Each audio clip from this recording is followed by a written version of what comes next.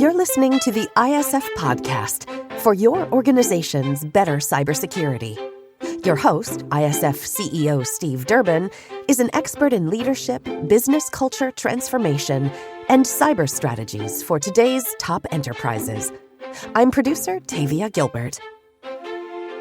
In today's episode, Steve sits down with Dr. Tunisha Singleton, Director of Clinical and Sports Psychology Services at University of Arizona, and a leading expert in how media, technology, and culture shape the human experience.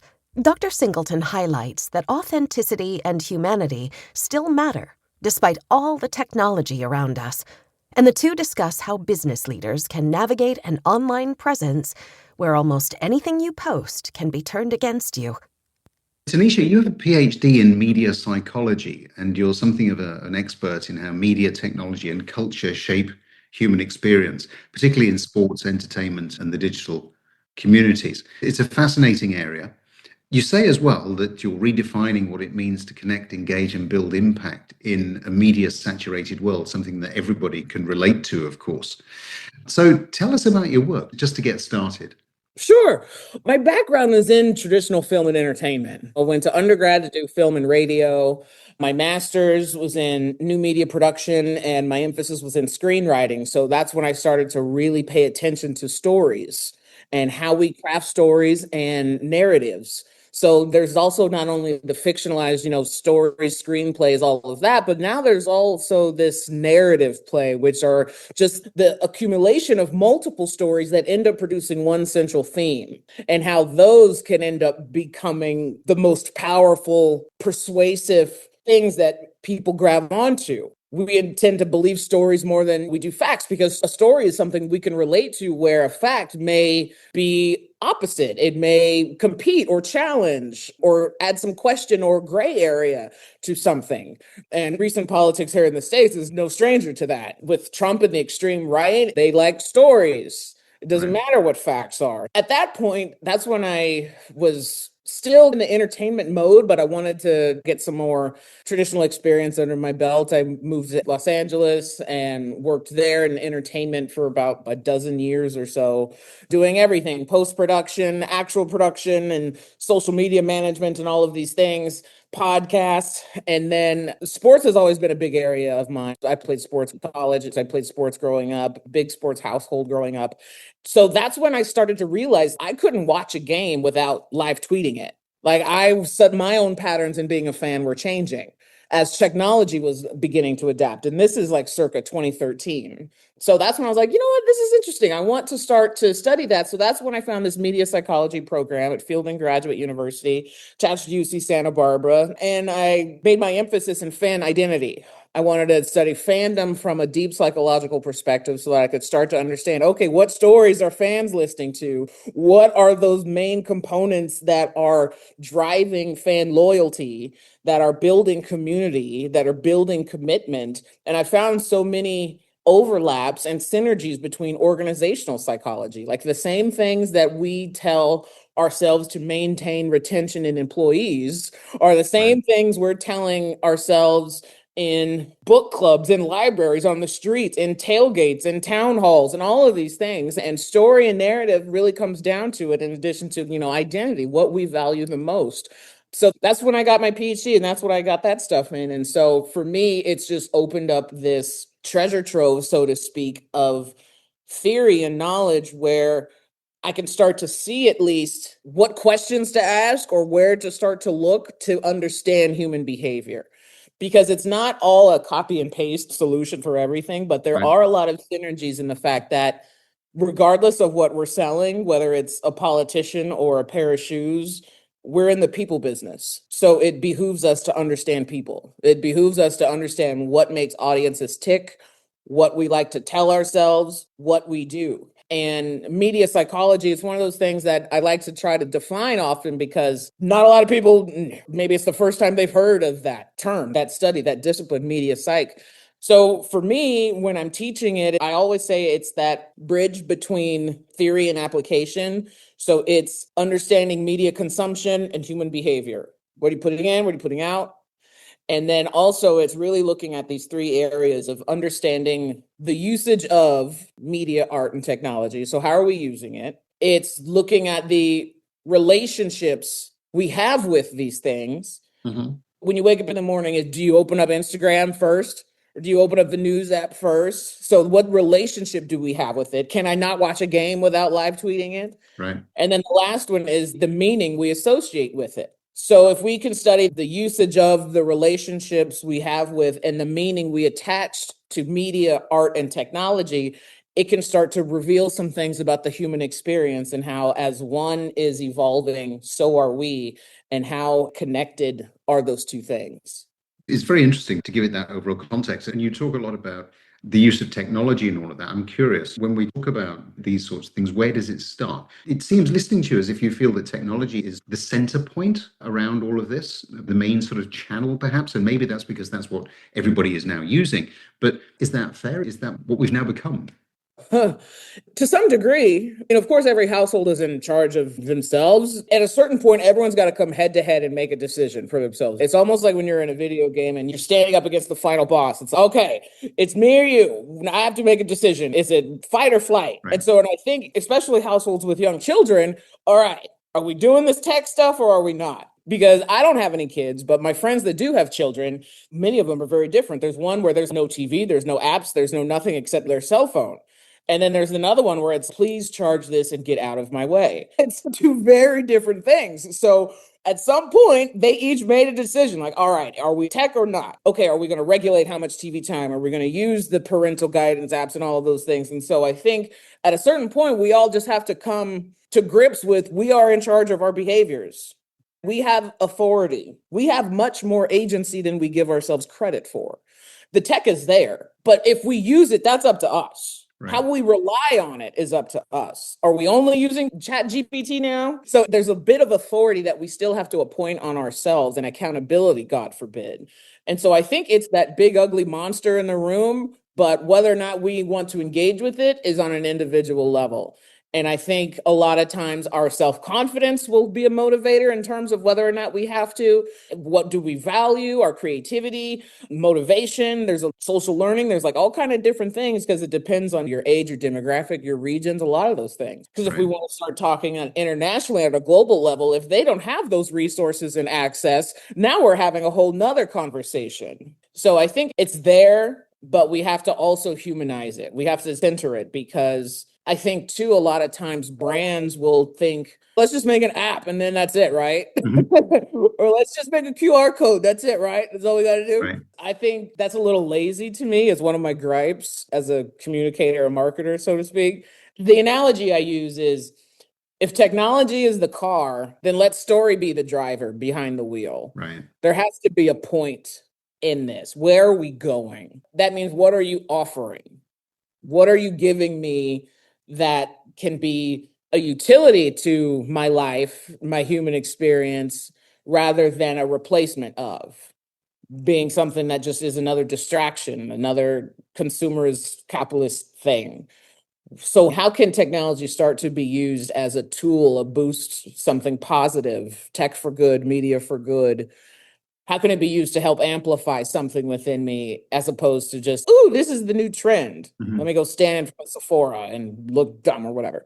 That's one of the things that I always like to think about is, okay, tech, media, we understand that these things can be harmful. Right. So can caffeine if you overuse it. So again, where's this accountability? What are the measurements? What are we doing to regulate our own behaviors with these things?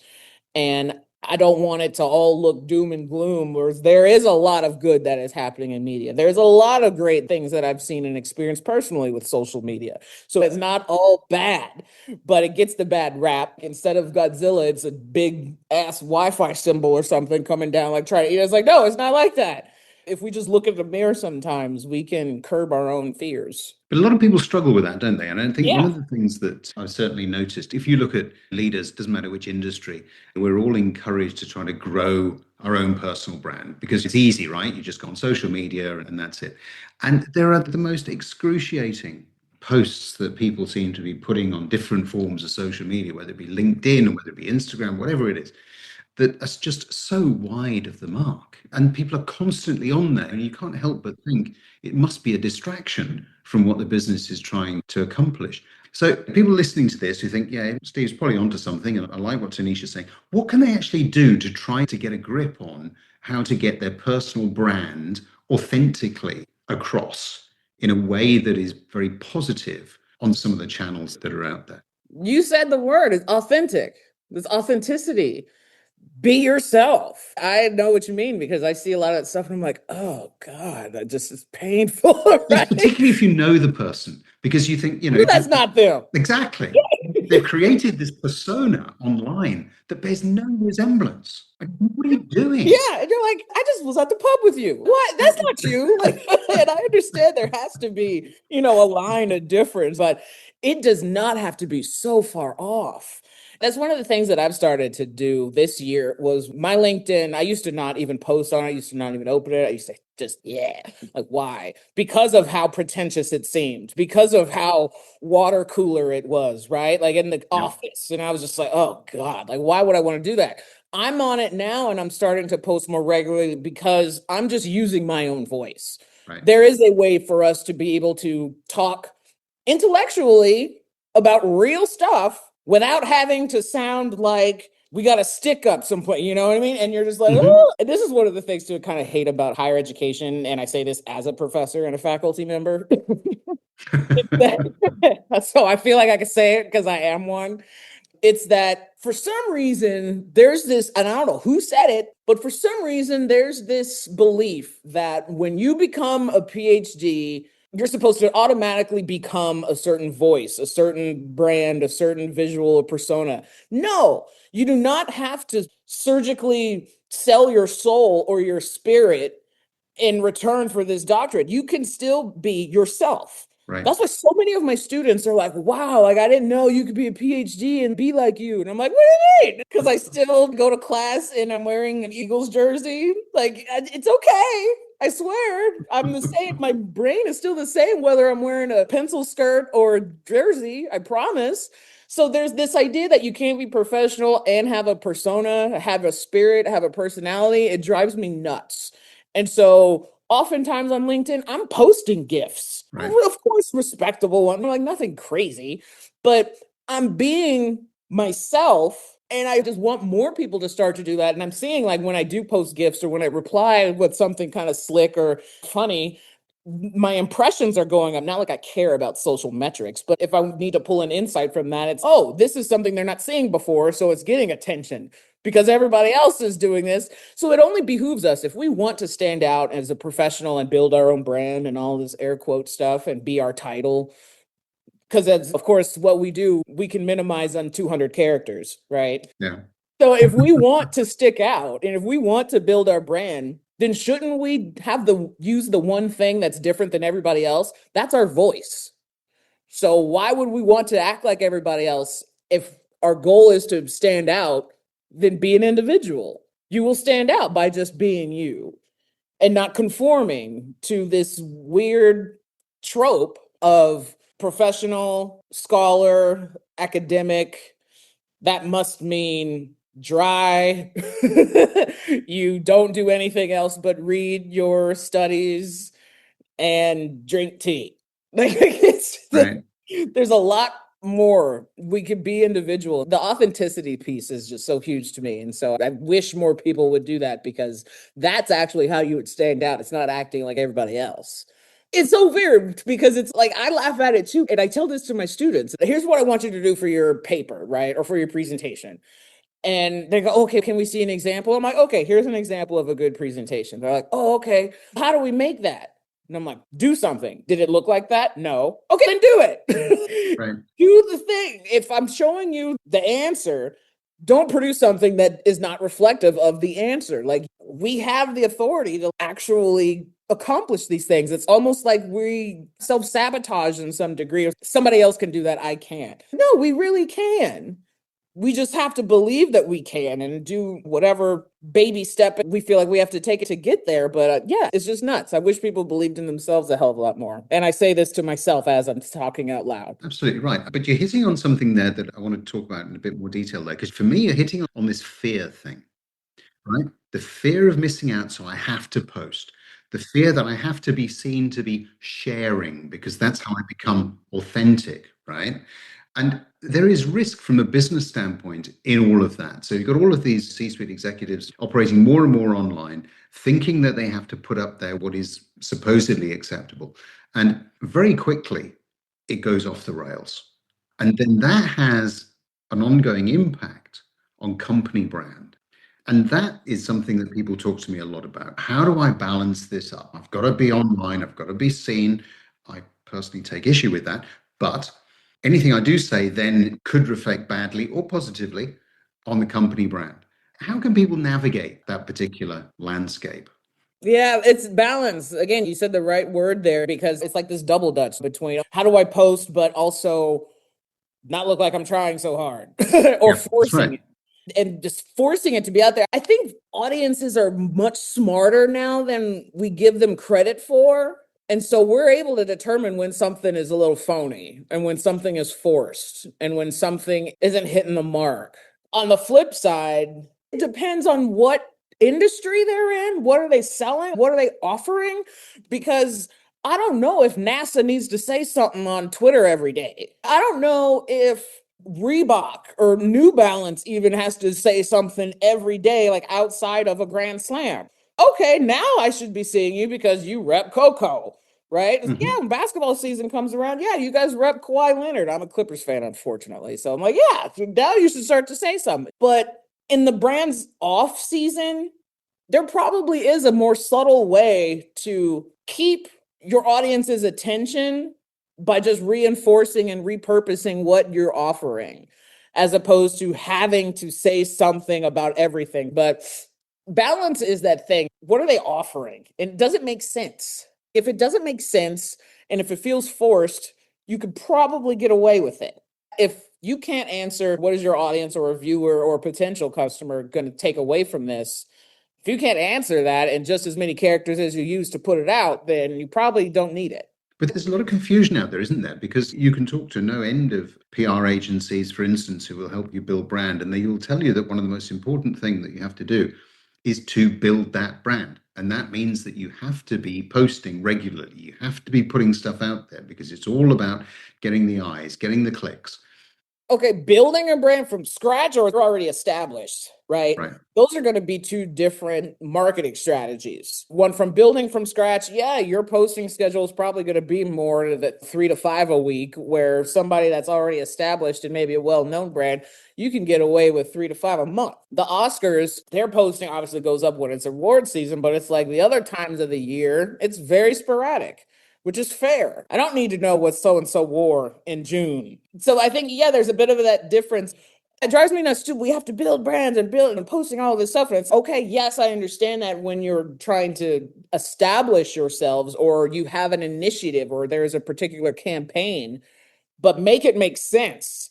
Make it make sense to me, to your audience at least, what you're offering. Because if you're just posting, hey, look how cool this is, that's not telling me how it's going to better me in some way. Have you heard the experience economy? It's like where products and services, those have expiration dates, but the experience itself does not. That's what people are seeking now. How are organizations leaning more into that instead of just trying to offer a one off, but this is something that can be additive to your life, your lifestyle, your culture? That is a bit cooler and something that, that I don't think people are using that approach anyway into what they're posting. Right. But there is that crazy fear, like you said. It's like, I have to keep posting, or it's okay, but posting what? Is it additive? Is it just waiting for the next viral marriage to break up? What are we looking for? Or are you actually just looking to repurpose what you're offering and tell it in a new creative way? I'm down with that. That seems cooler to me. That's more appealing to me than, yeah, waiting for the next thing that you can jump in on. It seems to me that what we're talking about here, we can boil down to a few things. First, I would say social media, yes, it's a tool. We should use it as such. You have to be authentic. You have to create the feeling of trust. You have to understand what it is that your audience is looking for, and then you're looking to build relationship. And that relationship, as you point out, can be all crammed into one particular big amount of time because the Oscars or whatever it is, a product launch, for instance. But after that, you don't have to be posting banal stuff. It's about just remaining in touch, building that ongoing relationship, and then warming up for the next big thing. Absolutely. Connection over content. Not to just keep hammering and posting content out there, as opposed to making something that is trying to help instill a connection, that is offering a hand, right? To have somebody grab onto and start to join or believe what you're offering. It's that experience part again. And that, I think, is the big difference. Why some brands or why people are fearful of scaling back in that way, I don't know. It's like they feel like they're going to miss out. But if they looked at their own metrics prior to those things, they would see that what they're doing is just posting out content. That's why we're in this media saturation, because everyone feels like they have to compete for these eyeballs online. And they're putting ad dollars behind it to try and get to those eyes. That's why I think all these metrics sometimes are just social vanity. It's okay, so impressions, and then what's the click rate, and what's the view time? It's only 3 seconds. Start over. So it's like, Yeah. we had life before social. People sold things before social media. What did you use before then? What were we using before to determine if our ROI and if something was working? What measurables were we using then? We could start to combine the two, or at least not rely so heavily on, oh, we only had 100 followers this month, failure. No, especially if we're trying to be human-centered and build connection over content, then maybe what we need to be looking at is the engagement. Are we offering them spaces to comment, to share their story, to share their pictures? Are we giving them prompts to be a part of our brand story? Or are we just being selfish and selling and just posting stuff for ourselves? Are we not inviting? That's like a content strategy or an approach to that a lot are overlooking. It's just like, let's just post stuff. Okay. Or we can post strategically, that is more about offering connection than just throwing out content and leaving. That's why everything is so saturated. Which actually is pretty much what the old advertising guys many years ago knew, practiced, but they didn't have social media. So they couldn't get carried away. You could only have so many billboards. Yes. So make it count. Make it count, exactly. And I think that's the message we need to keep in mind around social media count. Make it count. Absolutely. Tunisha, it's been absolutely lovely talking to you. Fantastic. We could go on and on exploring all these different things, but I'm just conscious of the time. Thank you so much for sharing those insights. Much appreciated, Steve. Thank you for having me. It was fun. Special thanks to this week's guest, Dr. Tunisha Singleton. If you enjoyed today's episode, please take a moment to rate and review the podcast, and we'd be pleased if you'd consider sharing the episode. To become an ISF member, get in touch with Steve directly at steve.durbin@securityforum.org or on LinkedIn. Check out all our media and resources. All of it is there to support you at securityforum.org. The ISF podcast is produced by Talkbox Productions and Tavia Gilbert. Thanks for listening.